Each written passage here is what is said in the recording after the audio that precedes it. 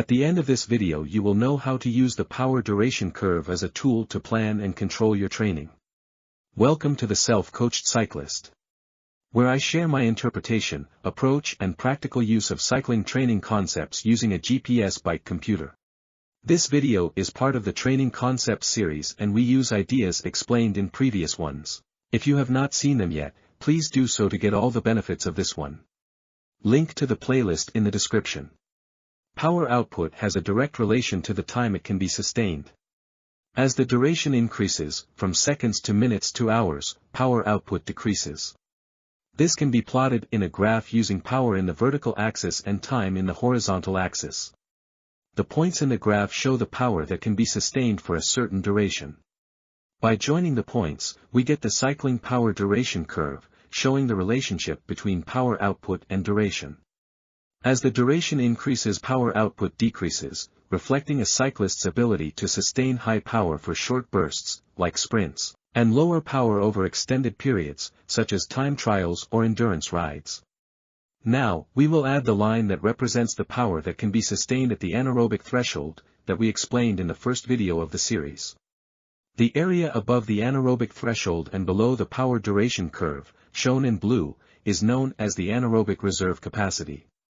The area in yellow is what I call the aerobic capacity. We always use two energy systems, the anaerobic system and the aerobic system. Depending on the effort level, one prevails over the other. At high power intensities, the anaerobic energy system prevails.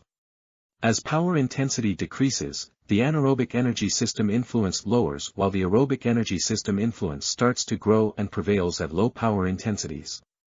If you use the critical power W' method to estimate the anaerobic threshold, the line representing the power at anaerobic threshold is the critical power value you got from the test. And W' is the anaerobic reserve capacity. If you use the FTP method to estimate the anaerobic threshold, the line representing the power at anaerobic threshold is the FTP value you got from the test. And the functional reserve capacity is the anaerobic reserve capacity. Being the 7 power zones model the most commonly used by training devices and platforms, this is how they look when overlaid in the power duration curve. In the anaerobic region, Zone 7 develops neuromuscular power, Zone 6 anaerobic capacity, and Zone 5 develops VO2 max. Zone 4 is a mix of anaerobic and aerobic training and develops the lactate threshold. In the aerobic region, Zone 3 is tempo training. Zone 2 is endurance. And Zone 1 is endurance training as well as recovery. Depending on the training emphasis used, you may fall in one of these categories that are known as phenotypes. All-rounder, sprinter, endurance rider, pursuiter. Using the 7 zones model, this is how they look.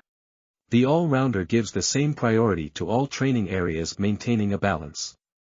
The Training and Racing with a Power Meter book describes, quoting, "The all-rounder does not necessarily excel at any one thing but is likely competitive in his or her category across a broad range of events. The sprinter gives emphasis to the anaerobic region zones training, looking to develop maximum power for short durations such as sprints between a few seconds up to 5 minutes. Training emphasis is in zones 5 to 7 depending on the target." Tracking the anaerobic reserve capacity usage in real time is a great tool for the sprinter. The Garmin Edge devices allow to install a data field that tracks W' in real time.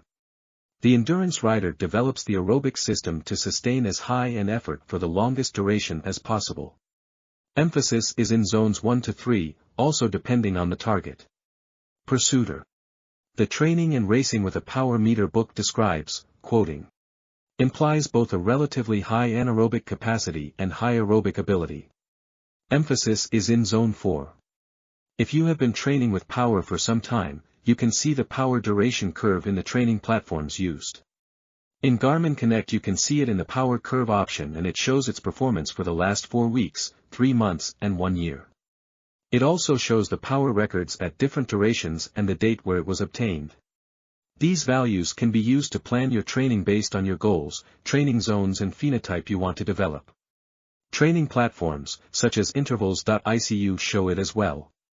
In my case it is set up to show the data for the last 42 days, to align it with the settings I have in the power management chart or fitness chart, for the last 90 days and the current season.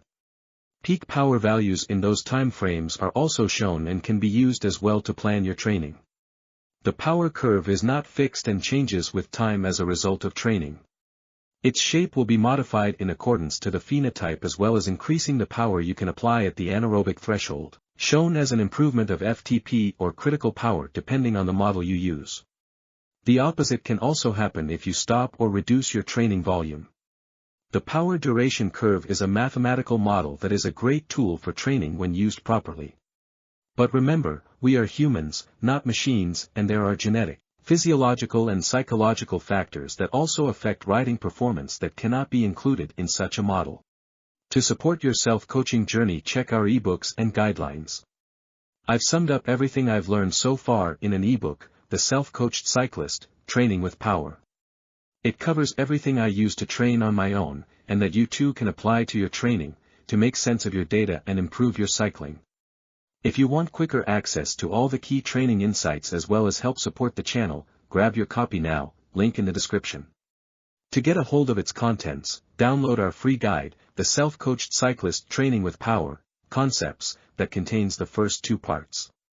Learn how to create advanced planned workouts in the intervals.icu platform with our full-featured video tutorial. Besides the ebook, you can get our free training planning worksheets to support your self-coaching journey that you can download right now, including Cycling Fitness CTL Planning Worksheet, the 2025 Cycling Fitness TSS CTL Planning Worksheet. All the links are in the video description. If you're passionate about cycling and want to get the most out of your GPS bike computer, subscribe to the channel for more videos on training with power and using your GPS bike computer. Have questions? Drop them in the comments and join our mailing list for exclusive tips, updates, and resources to help you ride smarter and have more fun. Let's keep learning and riding together.